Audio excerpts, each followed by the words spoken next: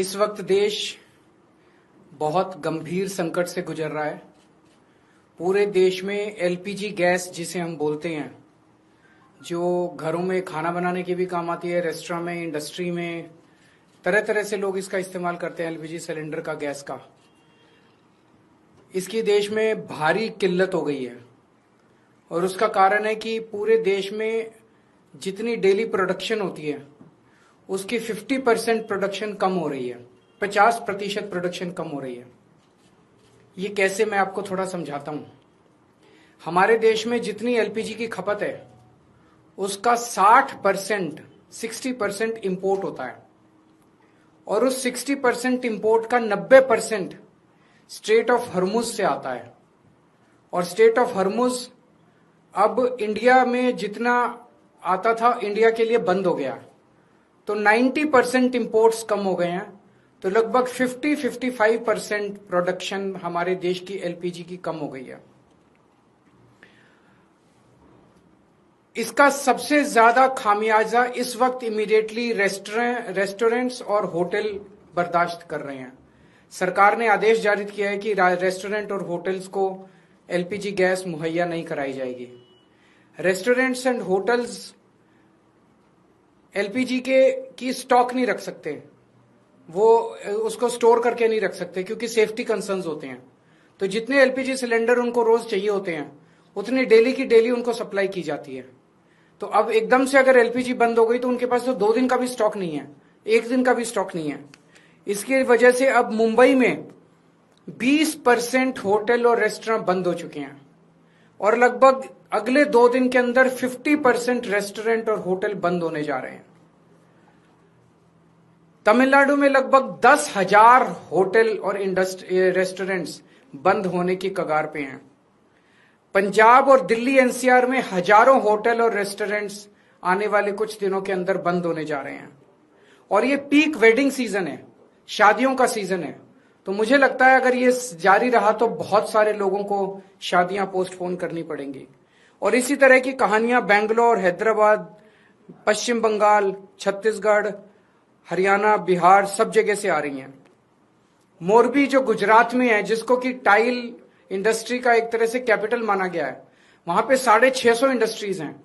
उनमें से 170 इंडस्ट्री बंद हो चुकी है और 1 लाख लोग बेरोजगार हो चुके हैं। पूरे देश में इससे 1 करोड़ से ज्यादा लोगों के एकदम से बेरोजगार हो जाने की आशंका है। और इतने बड़े स्तर पे अगर लोग बेरोजगार हो गए तो क्या स्थिति होगी, हम सोच सकते हैं। और पिछले दिनों में सरकार ने कॉमर्शियल भी और डोमेस्टिक भी दोनों एलपीजी के दाम काफी ज्यादा बढ़ा दिए हैं। जो सरकार ने बढ़ाए वो तो अलग है, लेकिन अब मार्केट में जम के ब्लैक हो रही है एलपीजी की चारों तरफ। हमें यह समझना पड़ेगा ये क्यों हो रहा है। ये हो रहा है क्योंकि इजराइल और अमेरिका ने ईरान के ऊपर हमला किया है।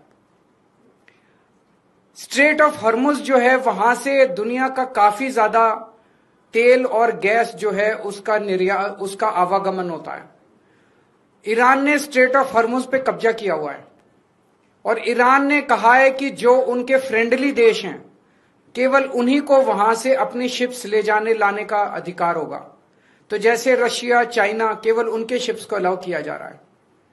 इंडिया ने प्रधानमंत्री मोदी जी ने सबसे बड़ी गलती जो की है वो ये है, किसी भी युद्ध के अंदर जब हमारा कोई स्टेक ही नहीं है, हमें किसी भी पक्ष का साथ नहीं देना चाहिए था, हमें न्यूट्रल रहना चाहिए था। नॉन अलाइंड पॉलिसी भारत की विदेश नीति पिछले 75 साल से चली आ रही थी, जिसको प्रधानमंत्री ने चंद दिनों के अंदर डिमोलिश कर दिया। वो जाके सीधे इजराइल और अमेरिका के साथ खड़े हो गए, ईरान के खिलाफ खड़े हो गए। युद्ध शुरू होने के 1 दिन पहले उन्हें इजराइल जाने की क्या जरूरत थी? युद्ध शुरू होने के 1 दिन पहले उन्होंने नेतन्याहू को झप्पी पाने की क्या जरूरत थी? ये करके उन्होंने पूरे देश को संकट के अंदर डाल दिया है। और वो ऐसा क्यों कर रहे हैं ये हमारी समझ के परे है। आज तक भारत ने कभी भी अंतर्राष्ट्रीय स्तर के ऊपर ना इस साइड का पक्ष लिया ना उस साइड का पक्ष लिया। इवन कोल्ड वॉर के जमाने में भी जब जो 2 पोल्स होते थे दुनिया के, उस वक्त भी भारत जो है नॉन अलाइंड मूवमेंट का पक्षधर था, तब भी हमने किसी का पक्ष नहीं लिया। अभी प्रधानमंत्री जी ने सीधे सीधे अमेरिका के और इजराइल के पक्ष में अपना वो रखा और हमने ईरान जो हमारा पुराना दोस्त था, जिसके साथ हमारा काफी वो था, उसको हमने अपना दुश्मन बना लिया। 140 करोड़ पिछले कुछ दिनों में, पिछले कुछ महीनों में, पिछले 1 साल से हम देख रहे हैं किस तरह से प्रधानमंत्री मोदी जी सीधे सीधे, ऐसा लगता है मेरे को ये शब्द इस्तेमाल करते हुए बेहद शर्म महसूस हो रही है, प्रधानमंत्री मोदी जी ट्रंप के गुलाम बने हुए हैं। 140 करोड़ लोगों के इस महान देश को प्रधानमंत्री मोदी जी ने अमेरिका की कॉलोनी बना दिया। अमेरिका, हम देखते हैं जब अंग्रेज आए थे, अंग्रेजों ने भारत पे क्यों कब्जा कर लिया? अंग्रेजों ने भारत पे कब्जा किया था क्योंकि उस वक्त हमारे देश के अंदर शासन करने वाले जितने राजा थे वो कमजोर थे, उनको ब्लैकमेल किया जा सकता था, उनको खरीदा जा सकता था, उन पे अटैक करके अंग्रेजों ने कब्जा कर लिया। आज अमेरिका ने हमारे देश पे कब्जा कर लिया है क्योंकि एक तरह से हमारे देश का प्रधानमंत्री कमजोर है, उसको ब्लैकमेल किया जा रहा है। प्रधानमंत्री को किस वजह से ब्लैकमेल किया जा रहा है? एक एक देशवासी का खून खौल रहा है इस टाइम।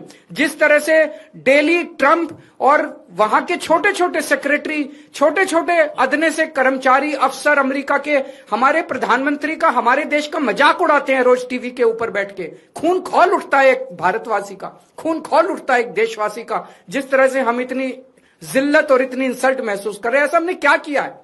हमारा यही कसूर है कि हमारा प्रधानमंत्री एक कमजोर आदमी है। जो आदेश देते हैं ट्रंप, सर झुका के, जी हजूर करके हमारे देश के प्रधानमंत्री उसको मान लेते हैं। ट्रंप ने कहा अपनी कॉटन ड्यूटी, जो अमेरिका से कॉटन आएगी उस पर ड्यूटी 0 करो। प्रधानमंत्री ने कहा जी हजूर, करते हैं, और कर दी। भारत के सैकड़ों लाखों किसान इसकी वजह से बर्बाद हो गए, लेकिन उन्होंने ट्रंप की सुनी। ट्रंप ने कहा रशिया से ऑयल खरीदना बंद करो, मोदी जी ने कहा जी हजूर, करते हैं। रशिया से ऑयल खरीदना बंद कर दिया। 8 लाख करोड़ रुपए का सालाना नुकसान हुआ इसकी वजह से देश को, 8 लाख करोड़ रुपए का। क्यों किया? ट्रंप ने कहा जितना सामान तुम भेजोगे उस पर 18% ड्यूटी लगेगी, और जो अमेरिका से सामान इंडिया आएगा उस पर 0% ड्यूटी लगेगी। मोदी जी ने कहा जी हजूर, करते हैं, और उन्होंने कर दिया। देश के कितने कर्मचारी बेरोजगार हो गए, कितनी इंडस्ट्री बंद हो गई, लाखों करोड़ों किसानों का नुकसान हो गया। और अब उन्होंने इस युद्ध के अंदर ट्रंप का और इजराइल का साथ दिया है। हम ये जानना चाहते हैं कि प्रधानमंत्री जी की क्या मजबूरी है? कुछ तो है ट्रंप के पास प्रधानमंत्री मोदी जी का, जिस वजह से मोदी जी इतने मजबूर हैं। ट्रंप खुलेआम कह रहा है मेरे पास मोदी जी के कुछ ऐसे राज हैं जिनको अगर मैं पब्लिक कर दूं तो मोदी जी का करियर खराब हो जाएगा। अगर मोदी जी को लगता है कि कुछ ऐसी शर्मनाक बातें हैं ट्रंप के पास जिनको पब्लिक में आने से उन्हें नुकसान होगा, वो इस्तीफा दे दें, पर देश के साथ खिलवाड़ ना करें। कोई और बच जाएगा प्रधानमंत्री। अगर उन्हें अपने जो उनके सीक्रेट्स हैं ट्रंप के पास, उसके पब्लिक होने से डर लगता है, वो इस्तीफा दे दें, पर देश को बर्बाद ना करें। 1947 में हमारा देश आजाद हुआ, उस वक्त हमारा देश इकोनॉमिकली और कई चीजों में बहुत कमजोर था। इसके बावजूद पूरी दुनिया में भारत की एक इज्जत थी, पूरी दुनिया के अंदर भारत का सम्मान होता था।